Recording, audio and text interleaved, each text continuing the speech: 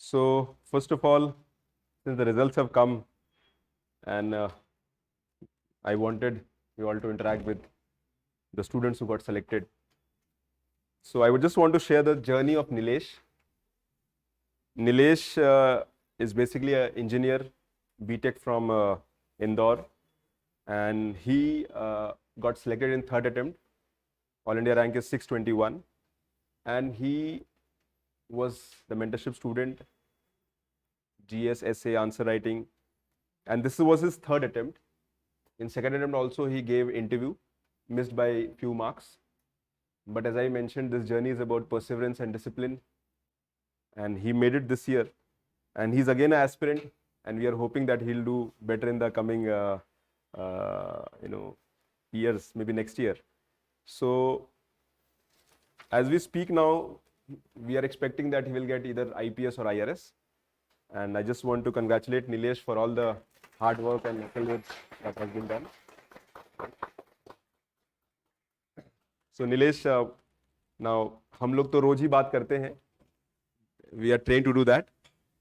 So I would ask you to speak to the student. Just tell them about the journey, maybe just 15-20 minutes.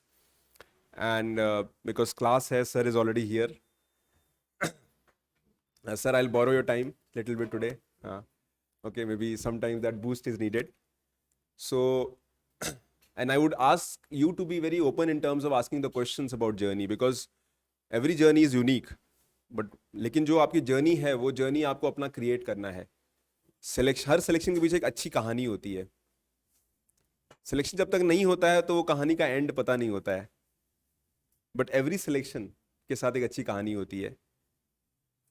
और since we are here और हम positivity और hope की बात करते हैं, तो ऑटोमेटिकली तो वो जो सक्सेस जर्नी है उसको हमें समझना चाहिए. Lot of those successful students, और मैंने पिछले 10-12 टेक्निकली HIS की जर्नी 10 साल की है. As a mentor my journey has been almost 14 years. तो मैंने ऐसी बहुत सारी जर्नीज देखी हैं जहाँ पर बच्चे सामने थे और बाद में वो यहाँ आए, खड़े हुए, and everything changes. So preparation का जो प्रोसेस है वही मैजिक है. तो you have to create that magic in that journey. So Nilesh, please come. I would like you to, आप कुछ इंसाइट दीजिए, बच्चों को मोटिवेट करिए, पंप करिए, so that and we have some very good potential students and sincere भी हैं, but इनको वो एक कांस्टेंट बूस्ट चाहिए रियल इनपुट का, जो हम लोग तो रेगुलर देते हैं, but I think your will make a lot of difference that वे.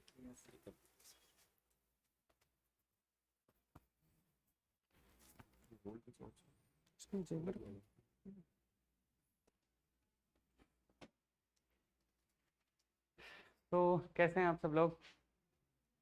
कैसे चल रहा है प्रीलिम्स का प्रिपरेशन? अच्छा, okay okay okay, nice nice.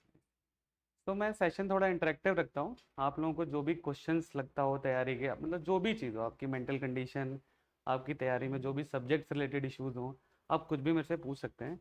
पहले मैं थोड़ा सा गाइड कर देता हूँ कि आपकी बुक लिस्ट होनी चाहिए प्रीलिम्स के लिए, मेंस के लिए, क्या आपकी अप्रोच रखनी है ओवरऑल, मैं पहले वो बता देता हूँ आप लोगों को. ओके, उसके बाद मैं इंटरेक्टिव एक ऐसा इंटरेक्टिव सेशन रखूँगा. जो भी आपके क्वेश्चंस हो बेझिझक आप मेरे से पूछिए, मैं उनके जवाब देने का ट्राई करूँगा. ओके, ठीक है. तो देखो, सबसे पहले अगर प्रीलिम्स वाली स्टेज का हम देखें तो प्रीलिम्स वाली स्टेज में स्टैटिक आपके लिए बहुत इंपॉर्टेंट होता है. स्टैटिक में मोस्टली कौन से सब्जेक्ट? इकोनॉमिक्स, पॉलिटी, हिस्ट्री, ठीक है, और ज्योग्राफी. ये 4 मेजर सब्जेक्ट हैं जो स्टैटिक में आपके लिए इंपॉर्टेंट है.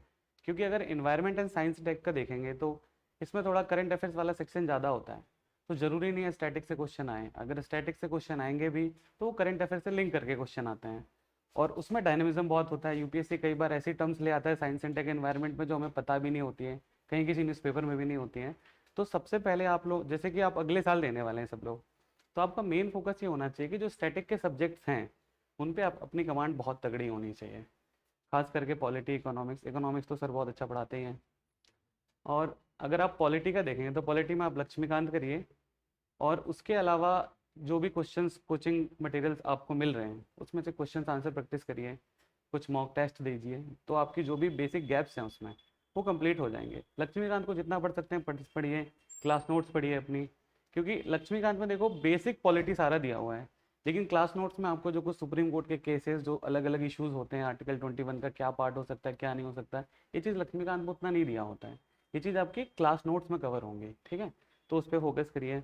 ऐसे करके आप पॉलिटी करिए। सिमिलरली इकोनॉमिक्स के लिए तो देखो, कोई बुक सजेस्ट करना बेवकूफ़ी है, क्योंकि economics is all about your understanding. Economics में बुक्स में लिखा रहेगा इन्फ्लेशन मतलब प्राइस राइज हो रहा है, लेकिन इन्फ्लेशन के क्या इम्पैक्ट होंगे रेपो रेट से, सीआरआर से, ये सब चीज़ें आपको क्लास में समझाई जा सकती हैं, ठीक है। तो कॉन्सेप्चुअली आपको इकोनॉमिक्स पढ़नी है, each and every aspect of economics, ठीक है। इकोनॉमिक्स के लिए भी प्रैक्टिस करिए क्वेश्चंस, क्योंकि जब तक क्वेश्चंस प्रैक्टिस नहीं करेंगे, जब तक मॉक टेस्ट नहीं देंगे, आपको वो गलतियां आप नहीं करेंगे जो आप एग्जाम में गलती करके आएंगे। अगर यही गलती कर लोगे तो एग्जाम में गलती नहीं होगी। और टू बी ऑनेस्ट, बहुत टफ कंपटीशन है, beat prelims, beat mains, beat interview. तो हर फेज में आप कहीं गलती नहीं कर सकते हैं, ठीक है। तो इकोनॉमिक्स में ये करना है, मतलब मैं आपको एक ब्रॉड स्ट्रेटजी बता रहा हूँ अभी। उसके बाद हिस्ट्री देखें हम। तो हिस्ट्री के लिए जैसे एंशियन और मिडाइवल है, तो एंशियन मिडाइवल के लिए ना सोर्सेज लोगों को पता नहीं होते हैं। सब लोग सोचते हैं कि एनसीईआरटी पढ़ लेंगे उससे हो जाएगा, लेकिन अब हिस्ट्री में यूपीएससी बहुत डीप जा रहा है, कुछ ऐसी टर्म्स दे देगा जो कहीं किसी एनसीईआरटी में नहीं लिखी हुई है। तब क्या करना है? तब के लिए बेसिक अंडरस्टैंडिंग तो आपको क्लास नोट्स वगैरह से लग जाएगी कि क्या पूरी क्रोनोलॉजी समझ में आ जाएगी, किसके बाद कौन सा एम्पायर आया, कौन से किंग ने क्या किया, वो सब तो बेसिक अंडरस्टैंडिंग हो जाएगी। बट एक किताब आती है पूनम दलाल दहिया, उस किताब को पढ़िए क्लास नोट्स के बाद अपनी। तो उस किताब में आपको बहुत ही डिटेल्ड इन्फॉर्मेशन मिलेगी, एंशियंट हिस्ट्री हो या मिडिवल हिस्ट्री हो। तो क्योंकि जैसे कि मेरा बहुत हिस्ट्री बहुत स्ट्रॉन्ग है, 2000 जो 23 वाला एग्जाम था उसमें मेरे 115 मार्क्स थे प्रीलिम्स में। तो उसके लिए हिस्ट्री बहुत इंपॉर्टेंट रोल प्ले किया, क्योंकि हिस्ट्री में क्या होता है कि अगर आपको टर्म्स थोड़ी सी भी पता है तो आप आंसर तुरंत क्लिक कर देंगे। अदर चीज़ में आपको बहुत सोचना पड़ता है, हिस्ट्री में अगर आपको ज़रा सी भी इन्फॉर्मेशन आप सही कर देंगे आंसर। और अब जिस हिसाब से हिस्ट्री आ रहा है तो आपको डिटेल तो पढ़नी पड़ेगी। तो एंशियंट मिडिवल के लिए पूनम दलाल दहिया, और मॉडर्न के लिए सब लोग स्पेक्ट्रम ही पढ़ते हैं, ठीक है। तो स्पेक्ट्रम पढ़ लीजिए और इनकी प्रैक्टिस करिए। आर्ट एंड कल्चर जब आप पढ़ेंगे, जैसे कि आप नितिन संघानिया पढ़ रहे हैं, कोई भी किताब पढ़ रहे हैं, तो उसको ये एंशियंट मिडिवल हिस्ट्री के साथ लिंक करके पढ़िए, उसको अलग से एज अ सेपरेट बुक मत पढ़िए। जैसे आप मौर्यन किंगडम अगर पढ़ रहे हैं, तो मौर्य एम्पायर के जो आर्ट एंड कल्चर वाली चीज़ें उसको आप साथ में पढ़ लीजिए उसके। तो ऐसे करके आप क्या करिए, ये आर्ट एंड कल्चर करिए, ठीक है। तो ये 3 सब्जेक्ट आपको समझ में आ गए। ज्योग्राफी के लिए अगेन अंडरस्टैंडिंग बहुत इंपॉर्टेंट है, क्योंकि ज्योग्राफी बहुत टेक्निकल सब्जेक्ट है, जैसे इकोनॉमिक्स सब्जेक्ट होता है वैसे ज्योग्राफी भी थोड़ा टेक्निकल सब्जेक्ट है। तो उसमें भी आपको देखना पड़ेगा चीज़ें कैसी हो रही हैं, temperature variation, latitude, pressure variation, ये सारी चीज़ें अच्छे से समझनी है, क्लाइमेटोलॉजी, ओशियनोग्राफी, ये सब टॉपिक आपको समझने पड़ेंगे। तो समझने के लिए आपको क्लास में तो समझाया जाएगा ही। ओके, सो ज्योग्राफी वाला सेक्शन रिपीट कर देता हूँ।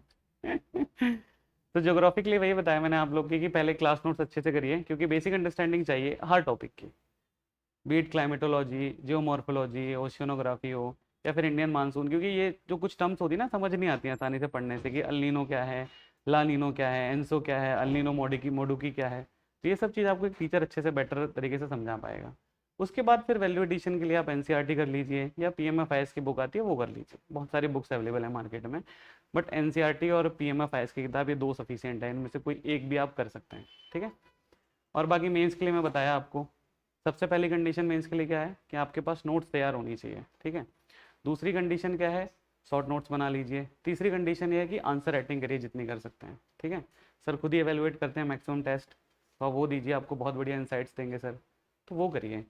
और जितना आप प्रैक्टिस करेंगे मेंस में, उतने ही अच्छे मार्क्स आपके मेंस में आने वाले हैं, क्योंकि मैं खुद 40 टेस्ट जीएस अकेले के लिखा था, 20 क्वेश्चन वाले, ठीक है। तो जब आप, क्योंकि प्रॉब्लम क्या है ना कि वहाँ एग्जाम में आपके पास 3 घंटे हैं, 3 घंटे में आपको 20 रैंडम क्वेश्चंस लिखने हैं, जरूरी नहीं हर क्वेश्चंस आपको आता हो, कुछ क्वेश्चंस आपको आएंगे, कुछ क्वेश्चंस के बारे में कुछ भी नहीं पता होगा आपको, तब भी आपको लिख के आना है, क्योंकि अगर एक भी क्वेश्चन छोड़े आप आउट ऑफ कॉम्पिटिशन हो जाएंगे, ठीक है। तो इसीलिए मैं कह रहा हूँ शॉर्ट नोट्स बनाइए, नोट्स प्रिपेयर करिए, और आंसर राइटिंग की प्रैक्टिस करिए।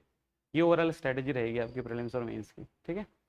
अब मैं सेशन को इंटरेक्टिव रखता हूँ, आपको जो भी क्वेश्चंस मेरे से पूछना हो किसी भी चीज़ के रिगार्डिंग, नॉट ओनली स्टडी, आपके मतलब जो भी आपकी मेंटल कंडीशन भी अगर कभी होती है, कोई ऐसी पर्सनल प्रॉब्लम भी आपको लगती है, आप पूछ सकते हैं।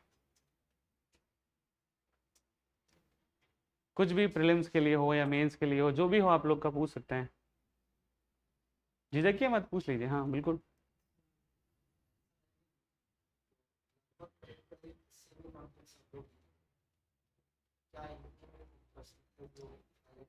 देखो सेम कंटेंट लिखेंगे ये तब कंडीशन होती है जब आप लिख रहे हैं। पहले आप लिखो, तो अभी एक क्वेश्चन लिखने की जब नौबत आती है ना, तो उसी में आधा घंटा लग जाता है। और उसमें भी देखते हो तो हम इंट्रोडक्शन बहुत बेकार लिखे हैं, हमको बीच का कोर बॉडी हम बेकार लिखें। रियलिटी यही है। अभी ये बात कहना आसान होता है कि करके सर सेम कंटेंट सब लिख रहे हैं, मार्केट में जो अवेलेबल है वही सब लिखेंगे ना।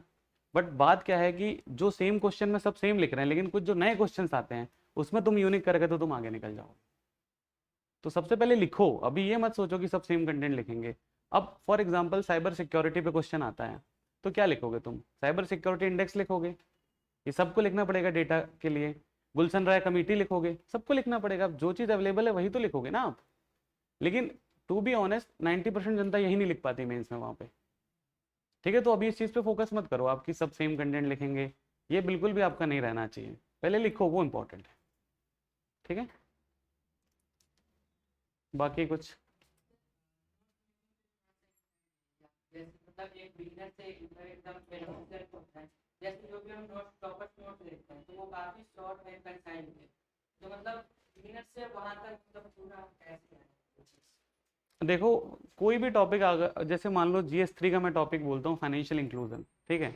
अब इस टॉपिक के ऊपर आपको मेंस की नोट्स बनानी है, तो सबसे पहले उसकी डेफिनेशन देख लीजिए क्या है फाइनेंशियल इंक्लूजन। RBI ने डेफिनेशन दे रखा है, वो आप अपनी शॉर्ट नोट्स में लिख लीजिए या नोट्स में लिख लीजिए। उसके बाद क्या क्या तरीके हैं फाइनेंशियल इंक्लूजन के, गवर्नमेंट के क्या क्या एफर्ट्स हैं वो लिख लीजिए। अगर कोई कमेटी है फाइनेंशियल इंक्लूजन के लिए, उस कमेटी के बारे में लिख लीजिए। कुछ वे फॉरवर्ड में अगर जैसे कुछ कंट्रीज है, जैसे एस्तोनिया एक कंट्री मिलेगी आपको यूरोप में, ठीक है, बाल्कन कंट्रीज में, बाल्टिक कंट्रीज में आता है, तो उनके कुछ डिजिटल इंक्लूजन वाले मॉडल्स हैं, तो आप उनको लिख लीजिए। तो आपको करना है क्या, जब आप नोट्स बनाएंगे बेसिक डेफिनेशन, क्योंकि वो इंट्रोडक्शन में हेल्प करेगी। कुछ अगर डेटा है आपके पास, कोई रिपोर्ट है उससे रिलेटेड, वो लिखिए। कॉजेज लिखिए, इफेक्ट लिखिए, गवर्नमेंट के एफर्ट्स लिखिए, और कुछ मॉडल हैं तो वो लिखिए। ये तरीका आपका ओवरऑल हर टॉपिक का ऐसे ही नोट्स बनाना है, ताकि आपके पास सारा वैल्यूडेशन मटेरियल तैयार हो एक ही जगह पे, तब आप बहुत अच्छा कर पाएंगे। ठीक है, Maybe last question. ओके। देखो PYQ बहुत इंपॉर्टेंट है, खास करके प्रीलिम्स के लिए, क्योंकि PYQ के बेसिस पे आपको आइडिया लगेगा कि यूपीएससी क्वेश्चन किस तरीके से पूछता है। ठीक है, जैसे कि लोकेशन बेस्ड क्वेश्चन यूपीएससी हमेशा पूछता है, तो वो कोई कॉन्फ्लिक्टेड रीजन से रिलेटेड पूछता है, तो आप जितने भी कॉन्फ्लिक्टेड रिलेटेड रीजन हैं उनको पढ़ लीजिए। ठीक है, हिस्ट्री में भी पूछने का एक सेट पैटर्न है यूपीएससी का। जैसे कई बार पूछता है कि ये किंग जो है इसके कंटेम्परी है, ये स्कॉलर जो है इसके कंटेम्परी है। तो जब आप PYQ एनालाइज करेंगे तो आपको आइडिया लगेगा कि यूपीएससी पूछता किस तरीके से क्वेश्चन है, तो वो उसके लिए PYQ इंपॉर्टेंट है। Okay, So Nilesh has to go somewhere and थोड़ा impromptu था, तो Nilesh, once things settle, I will ask you to come and maybe एक डेढ़ घंटे का इनके साथ interact करके एक holistically हम लोग बात कर लेंगे. I hope you will find time. ठीक है ना?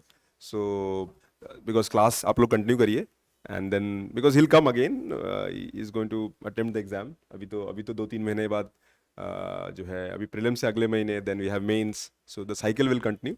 तो I'll ask him to come and find some time. Okay, एक separate open session रखेंगे, and you can list your doubts and all the questions. ठीक है ना? चलिए, thank you. अच्छे से करिए, best of luck to everyone.